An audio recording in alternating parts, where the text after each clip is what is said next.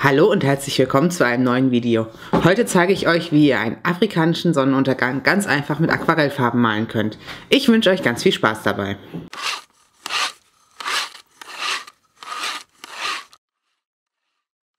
Viel bleibt mir bei diesem Video eigentlich gar nicht zu sagen. Ich habe dafür die Sakura Koi Watercolor Box benutzt mit 12 Farben. Ihr hört, ich habe auch schon eine tatkräftige Unterstützung im Hintergrund.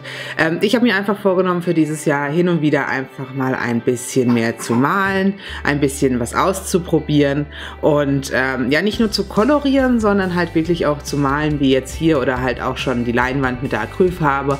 Und ich nehme euch einfach mit, das sind reine Anfängerprojekte, ich bin wirklich noch grün hinter den Ohren, was Malen angeht. Ich habe mir hier den afrikanischen Sonnenuntergang mit Elefant und Baum im Vordergrund als Silhouette ausgesucht. Das ist wirklich anfängertauglich, kann ich euch nur empfehlen. Ja, auch diese Sakura Koi Wasserfarben, also Aquarellfarben, sind wirklich einfach zu benutzen, sind auch für Anfänger nicht ganz so teuer wie beispielsweise andere Marken und nehmen auch nicht viel Platz weg. Ich liebe sie, weil man kann sie auch einfach super mischen und ja, schaut es euch einfach mal an. Später habe ich noch einen Zig Clean Color Stift verwendet für das Schwarz.